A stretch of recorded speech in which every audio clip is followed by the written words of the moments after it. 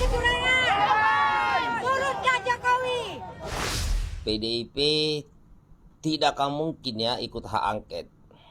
Ini karena keinginan Pak Ganjar aja ya, keinginan Pak Ganjar.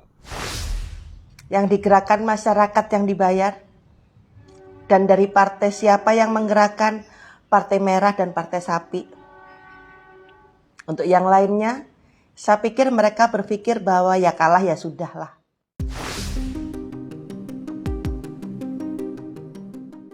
Assalamualaikum warahmatullahi wabarakatuh. Salam sejahtera bagi kita semua. Om Swastiastu, Namo Buddhaya, salam kebajikan.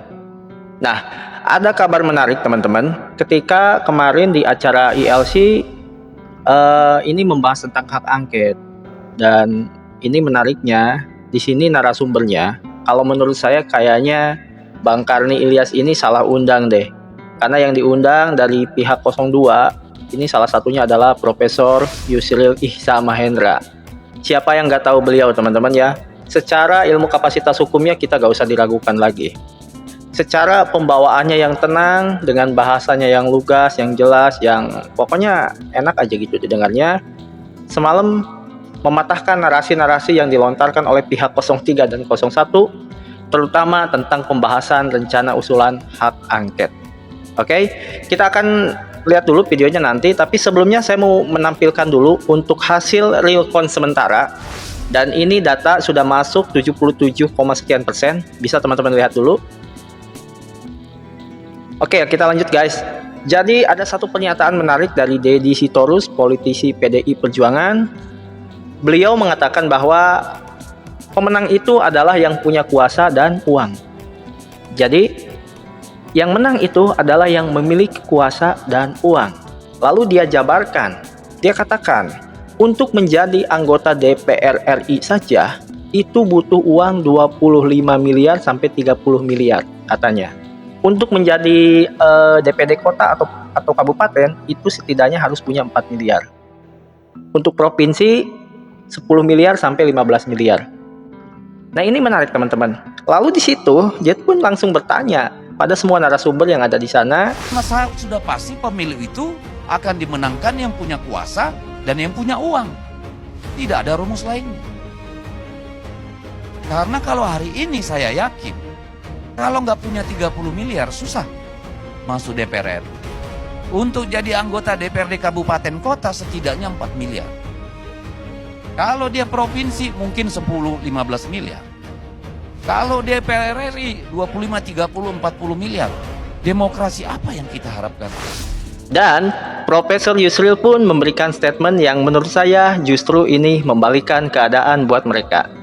Di mana sekali lagi jika memang mereka bersikukuh ingin menggelar hak angket ini, maka dipastikan yang diselidiki tidak hanya masalah pilpres, tapi pileg juga. Mereka juga akan menyelidiki dirinya. PDIP dapat 19% itu nyogok apa enggak? PKS dapat 70% itu nyogok apa enggak? Golkar dapat 15% menurut quick count itu nyogok apa enggak? Kalau tadi dibilang untuk satu anggota DPR perlu 20-30 miliar, apa 19% PDIP dapat kursi itu? Kalau diangkakan 110 kursi, 110 kali 30 miliar atau tidak? Bapak yang nyelidiki, Bapak sendiri mungkin. Pak Maman akan nyelidiki dirinya sendiri. Lalu apa orang mengatakan ini cuma dagelan aja ini angket ini? Jadi kalau kita mau berbicara masalah potensi kecurangan, maka menurut saya potensi terbesar itu ada di pileg. Kenapa? Karena pileg ini jarang terekspos dan kita juga gak tahu perkembangannya seperti apa. Termasuk saya juga kurang ini ya, jarang banget mendengar pemberitaan tentang pileg ini. Justru itulah yang paling rawan. Dan apa yang dikatakan oleh Profesor Yusril itu memang benar. Jika memang ingin kekeh ya tetap mengadakan hak angket, maka jangan tanggung-tanggung, semua harus diselidiki. Yang artinya panitia yang menjadi hak angket itu adalah anggota DPR, maka yang menyelidiki juga mereka juga. Jadi artinya mereka menyelidiki diri sendiri. Apakah mereka benar-benar bersih? Apakah kemenangan mereka benar-benar tidak menggunakan politik uang? Kita tidak tahu. Yang tahu hanya Tuhan dan mereka. Buat teman-teman gimana? Apakah teman-teman percaya mereka tidak menggunakan politik uang? Tulis di kolom komentar. Yusril Kedadi Sitorus, kalau menyangkut bumerang bagi diri sendiri terus berkelit ke sana. Saya tidak percaya kalau mau dapat kursi DPR nggak pakai uang. Mana ada, kalau mudahnya liur sama rakyat jadi kasih liur. Jadi nggak usah bullshit ngomong, nggak usah nggak pakai uang, nggak ada cerita. Di kampung saya tuh satu suara 400.000 kalau mau jadi. Udah itu yang harus diangket, diperiksa.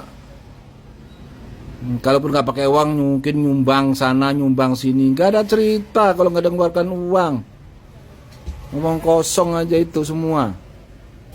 Itu kalau saya setuju diangket itu, apakah caleg yang jadi itu pakai uang atau tidak. Ayo kita periksa semua. Dan Bawaslu yang terkait dengan itu kan tumpul dia. Saya pernah melaporkan berkali-kali bukti amplopnya ada, orangnya ada, nggak pernah ditindak. Kecurangan. Turunkan Jokowi. Turunkan Pak Jokowi.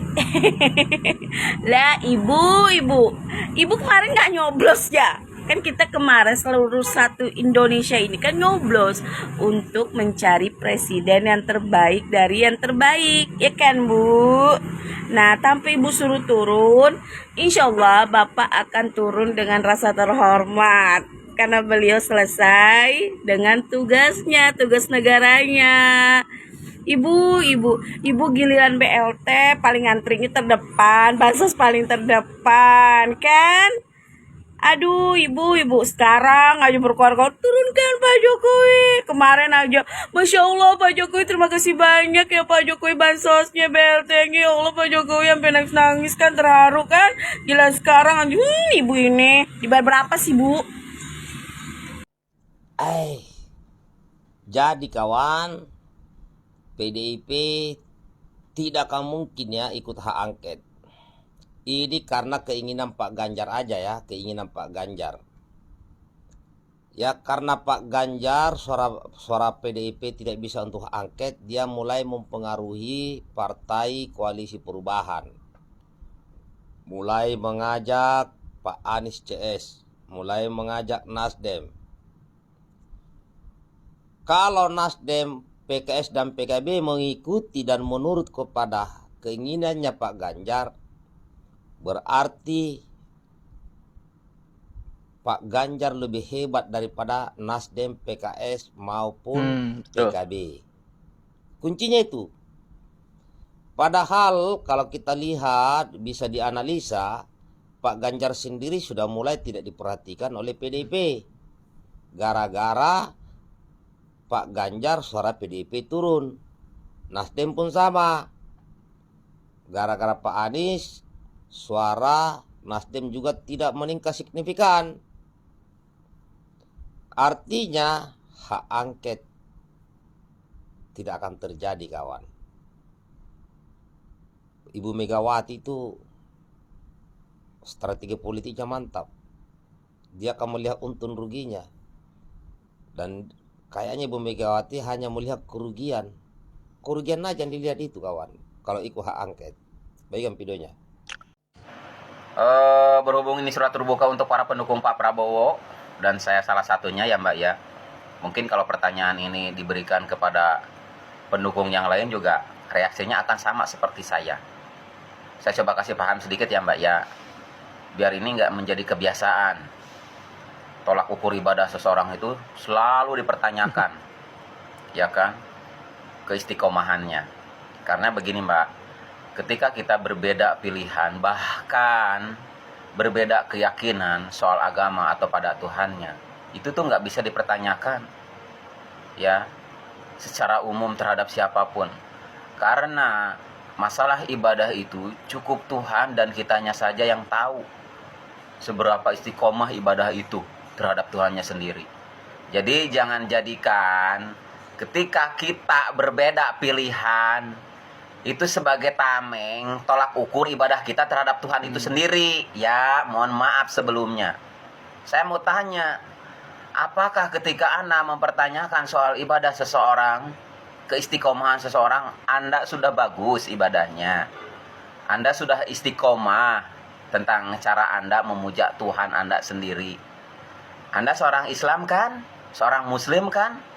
Anda paham, Anda tahu bagaimana seorang Muslim itu ketika ibadah sama Tuhannya.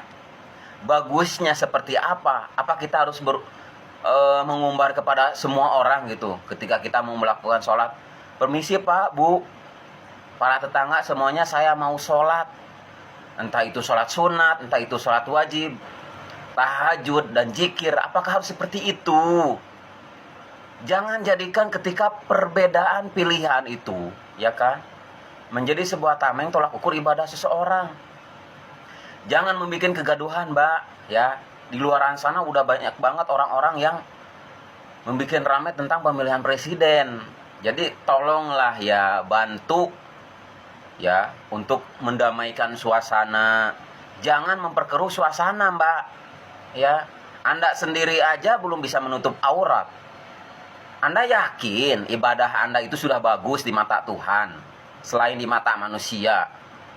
Apa perlu juga saya ketika saya mau sholat tahajud, sholat zikir, saya telepon Anda dulu, WA dulu Anda gitu. Saya ini mau sholat tahajud, saya mau zikir, saya mau baca Al-Quran, saya mau puasa, saya mau istiqomahkan sholat 5 waktu saya. Mbak itu harus tahu setiap waktunya. Saya terus-terusan aja telepon Anda, WA Anda. Apa Anda nggak merasa risih? Ya, kalau setiap umat Islam ataupun di berbagai agama yang lainnya, itu tuh kalau mau ibadah laporan dulu sama Anda. Seperti itu keinginan Anda. Ya, ini kalau pertanyaan ini diberikan kepada orang yang memilih paslon yang lain juga akan reaksinya sama seperti saya. Jadi jangan jadikan ketika perbedaan itu ada di antara kita nih terkait tentang pemilihan presiden kemarin, itu sebagai tolak ukur ibadah kita, keistiqomahan kita terhadap Tuhan itu sendiri ya, terutama kepada Allah Subhanahu wa taala. Anda Muslim, ya kan? Anda Islam. Masa soal ibadah seperti ini aja dipertanyakan kepada setiap orang? Ya, apa perlu setiap harinya ketika orang ibadah itu melapor dulu kepada Anda? Anda siapa? Tuhan. Saya coba kasih tahu satu lagi ya, Mbak ya. Kenapa iblis yang ahli ibadah itu tuh tidak menjadi kekasih Allah? Bahkan dia menjadi penghuni neraka jahanam. Karena di dalam hatinya dia itu merasa lebih baik daripada yang lainnya. Nah, jangan sampai diri Anda itu disamakan dengan sifat tersebut, merasa lebih baik daripada orang lain, sehingga Anda berani mempertanyakan tentang keistiqomahan ibadah orang lain. Paham kan sampai sini? Assalamualaikum warahmatullahi wabarakatuh. Ibu Fitri Ayu. Ibu, Assalamualaikum. Saya setuju dengan pendapat Ibu kalau salawat itu bisa dilakukan di mana saja, kapan saja, dan di mana saja. Saya setuju. Ya, mau pagi, mau siang, mau malam kita setuju. Kalau memang bagusnya begitu, kita bisa selalu berselawat kepada junjungan Nabi kita dimanapun kita berada ya. Tapi kan yang di sini yang harus perlu digarisbawahi, mereka ini bersolawat untuk menjatuhkan atau menurunkan atau ketidakterimaan mereka dengan penghitungan suara. Ya, secara tidak langsung mereka ini tidak menerima Pak Prabowo sebagai pemimpin RI di tahun 2024. Sah-sah aja mereka mau bersolawat bagaimana sah. Cuma solawatnya mereka ini kan hanya untuk membalut ketidakterimaan mereka yang akan dipimpin oleh Pak Prabowo. Itu pun kalau Pak Prabowo menang. Di sini juga saya aneh, Bu. Ya, Pak Prabowo ini belum menang tapi kok mereka udah pada demo gitu loh. Ya kan? Kecuali kan mereka mengatakan ini belum menang dan belum berakhir. Tapi kok ngapain pada demo gitu. Jadi saya bukan bahas masalah sholawatnya, silakan. Sholawat itu baiknya kita ucapkan dengan ikhlas, dengan baik, dengan tujuan yang baik juga. Tidak ada unsur untuk menjatuhkan orang. Terus tidak ada unsur untuk menolak keputusan hukum negara. Ya, kalau menurut pendapat saya gitu Ibu. Punten ya, lamun misalkan salah, da dihampura, da abi karak diajar sih masalah agama. Sok lamun misalkan terima sok mangga komen deui nya. Waalaikumsalam warahmatullahi wabarakatuh. Daripada ya demo ngono yo lah apa wes mending ngopi ya kan sawang karo ngopi kan aja jebeng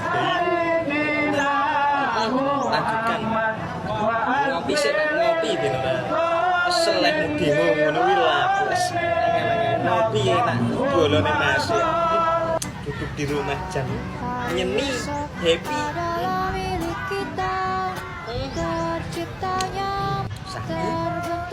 lebih demo dulu ya tuh alah keselamatan ini keselamatan yo cuma go aksi demo tuh yo macam jabang yo jan angel udah delok ana to kuwi yo aduh ngopi Mbak ngopi usah ngopi ini daripada demo ngono kuwi ya Allah alah jan angel Dalam waras teman-teman, kita dihebohkan kembali dengan seruan dari teman-teman pendukung Ganjar dan juga pendukung Anies Baswedan. Kalau partai-partai mereka ingin menyuarakan hak angket. Ini saran aja sama kita semua, sebaiknya hak angket itu membicarakan keseluruhan pemilu.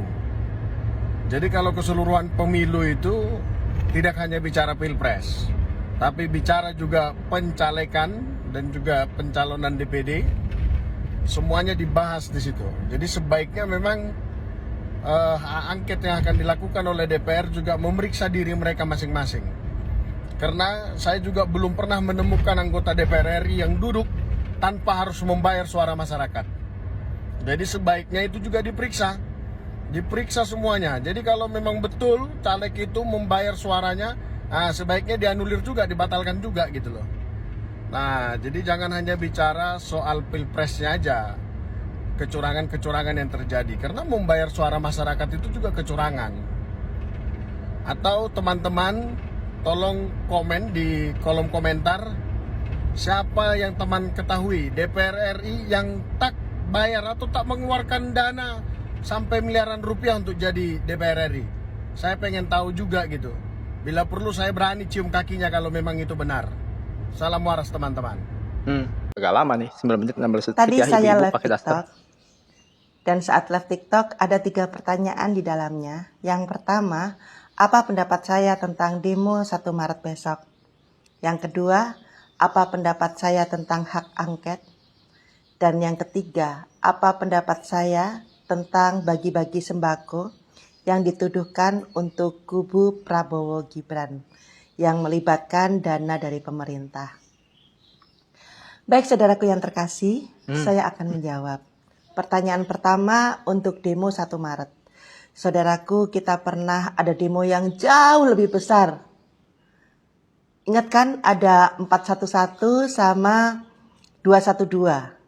Nah, demo itu membuat masyarakat Jakarta tumplek-blek.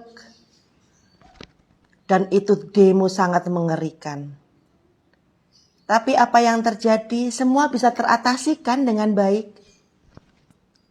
Pemerintah Indonesia memiliki TNI yang sangat banyak. Memiliki Polri, ya anggota Polri yang sangat banyak. Apalagi 1 tahun 2 kali mereka merekrut tentara-tentara baru untuk dilatih dengan baik. Apakah kita kurang percaya dengan kondisi itu? Pasti ada yang akan mengamankan semua jenis demo yang ada di Indonesia khususnya untuk besok. Prediksi saya besok yang demo itu-itu aja. Yang digerakkan mahasiswa yang dibayar.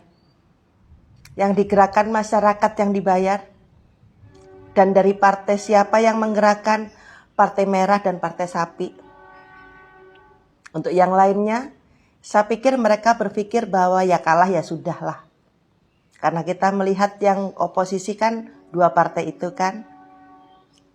Nah, berikutnya pertanyaan yang kedua, yaitu tentang bagaimana pendapat saya tentang sembako yang dibagikan.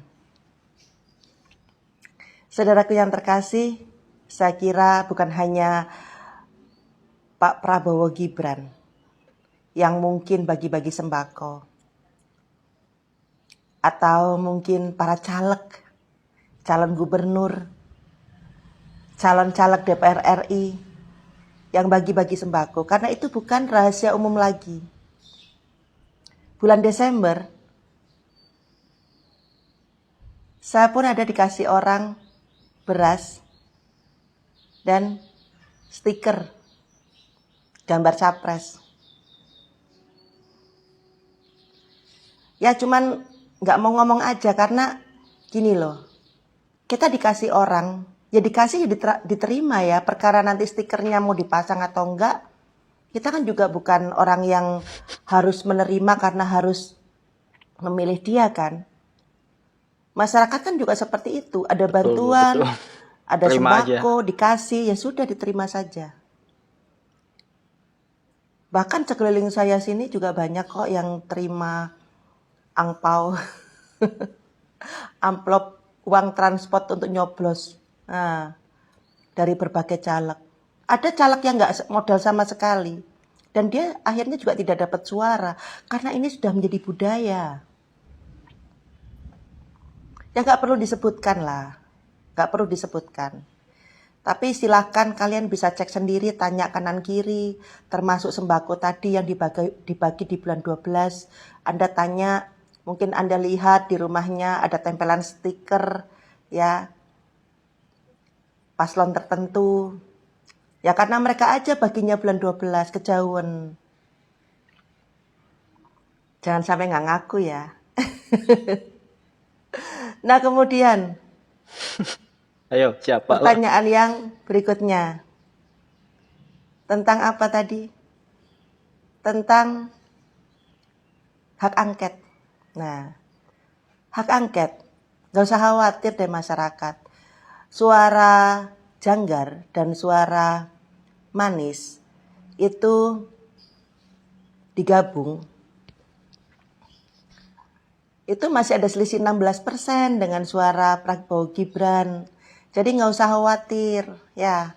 Mau di model apapun nggak bisa. Mereka kan hanya ingin mencegah pelantikannya Pak Pragib kan. Ingin membatalkan kemenangan kan dengan berbagai macam cara. Sekarang gini, misalkan partai-partai mendukung yang ada di DPR. Apa mereka nggak mikir 5 tahun ke depan mereka kan juga butuh posisi. Baik posisi sebagai menteri, wamen, BUMN, dan lain-lain. Nah, kalau mereka sudah menyulitkan, nanti kan juga nggak dapat atau nggak bakalan dikasih lah posisi itu sama pemerintah, khususnya di bawah kepemerintahan presiden yang baru. Apakah mereka tidak mau jadi calon legislatif untuk 5 tahun yang akan datang? Atau mungkin calon kepala daerah 5 tahun yang akan datang? Pikir panjang lah. Apalagi dampaknya dengan hak angket itu hanya orang-orang tertentu yang dapat sanksi, bukan kemenangannya dibatalkan. Pikirkan itu, masyarakat. Nah jadi sudahlah itu urusan pemerintah. Kenapa Pragib gak rame? Yang rame Janggar si 17%. Ya karena sudah menang dan gak mungkin bisa digoyahkan dengan berbagai macam cara.